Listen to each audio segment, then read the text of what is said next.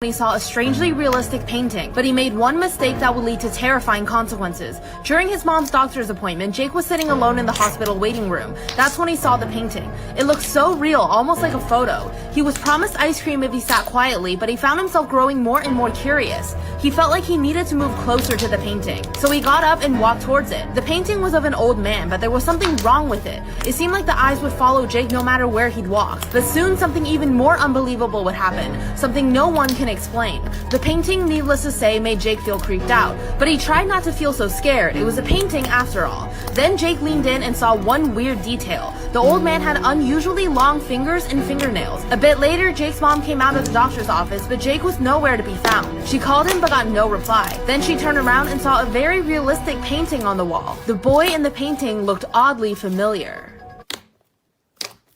And how amazing he was in bed. How sweet and considerate he was. I couldn't be happier for her. Well, when I finally get back home, my boyfriend is super distant and cold. So naturally, I called my cousin and complained. She told me to give him space. She said I should just leave him alone. And so like an idiot, I did leave him alone. One day my cousin calls me and tells me to come over for dinner. When I got there, my boyfriend's car was parked in her garage. I thought it was just her nice way of trying to get us to talk. I walk in and catch them doing the dirty on the couch. Come back for part 2. My fiance and I are getting married in a few months, and our wedding is on a Saturday. It's 3 days after his niece's 6th birthday. He has 2 nieces while I have 1. When we booked the date, we were aware that it was close to her birthday, but we figured because it was not on her actual day, it would be fine. His sister has recently asked if we could make our wedding a little bit more special for her daughter. She asked if she could pick out the dresses, for her to wear a tiara while the other 2 have simple headbands, and invite one school friend and 30 minutes to an hour of her music playing. She also wanted people to sing happy birthday to her.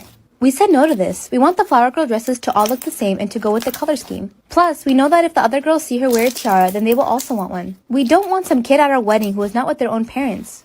As for the music, it would be annoying, but all guests are welcome to request songs to the DJ. And I told her we can sing happy birthday after we cut our cake and we can bring her out a little cupcake. My sister-in-law is unhappy about this because our wedding means her daughter will not get a birthday party that year. And she thinks waiting until the weekend after is too long and it will upset her daughter. My partner is starting to cave, but I don't want to budge. He feels bad in the situation, but I don't. Am I wrong for not having a birthday party at my wedding?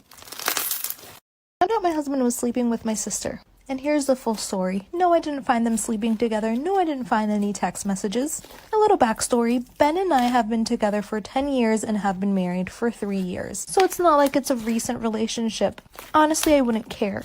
Good thing we didn't have any kids because I would not know how to deal with that. Everything started getting weird after we got married. He was always tired from work. He would never want to spend time with me on his days off. He would actually leave me to go spend time with his friends, which was a lie.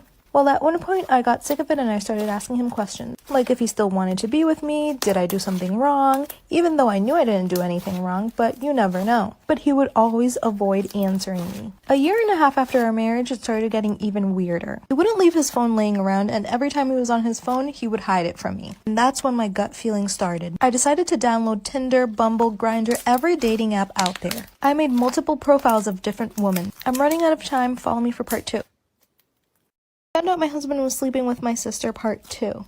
I made multiple profiles on all of these dating apps, and these profiles were from women that are very, very close to me, my best friends and my sisters. Because listen, it's always someone close to you. At least that's why I like to think. Setting up all those accounts took too long, but it was definitely worth it. I only found him on one dating app, and that was on Bumble, and he matched with my sister. I decided to start the conversation with, "Hey Ben, that's so awkward, we matched." It took him about 2 days to answer me back because he was off on those 2 days. Apparently he deletes the app on his days off, and then when he gets back to work, he installs them again. His first message to my sister was, "Hey, I miss you so much, I can't believe we stopped talking." I decided to go with it and I said, "Just talking?" He said, "Of course not. You know what I mean. I miss your body. I miss everything about you." Long story short, I waited for him to get home from work. I showed him the messages. I decided to get a divorce, and I also got everything. Do you guys want to know what she did to her sister? Follow me and comment.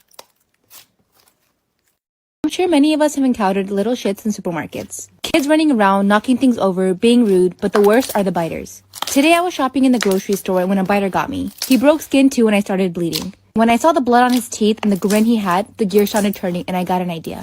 Made my eyes go wide and started screaming, shit, fuck, no, no. My good friend was there too and he instantly picked up on what I was doing. He started shouting, fuck, maybe he didn't get it. Shit. By now, the kid is scared shitless and starts crying. And instantly, his mom appears out of nowhere and starts getting pissy at us for yelling at her kid.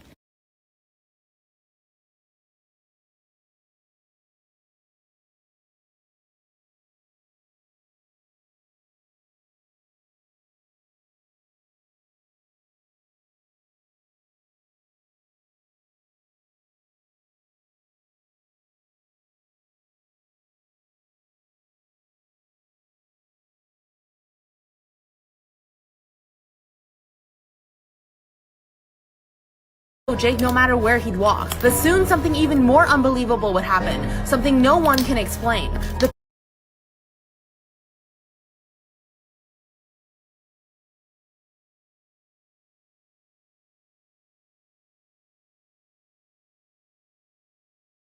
This is why things are never as they seem. Once there was a man who didn't want to get married because he didn't want to spend money on anyone else. He thought that if he got married, he would have to pay for his wife's food, clothes, and other items, which he didn't want to do. However, one day he came across a beautiful young woman who oddly never ate a single thing. He thought this was perfect. He wouldn't have to pay for her food and she could be his wife. He quickly asked her to marry him. But of course, things are not as they seem. He noticed that his supply of food was disappearing even though he never saw his wife eat. So one day he decided to spy on her. And what he saw was terrifying. He saw his wife's hair part in the back, revealing a huge mouth on the back of her head. Her skull split open and the mouth was unnaturally wide with huge teeth.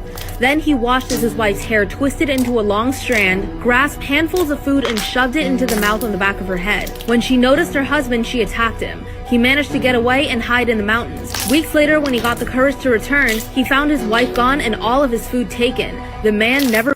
This is why you should always keep a diary. Once there was a young woman in Korea who was blind in one eye. She decided that once she saved up enough, she would get a cornea transplant. Eventually she did, so she scheduled the surgery. She was very excited for it, however, afterwards things took a terrifying turn. She stopped texting and talking to her friends and even her family with no explanation. People thought she just needed some time to recover. However, eventually her parents grew worried about her and went to her house. They knocked on her door, but there was no reply. Then they called the police, who broke down the door. Inside the house, they found the young woman lying in a pool of her own blood. Her parents were devastated. No one could understand why she did this to herself. Perhaps it was just a social isolation. However, this theory was quickly changed when the police kept investigating. All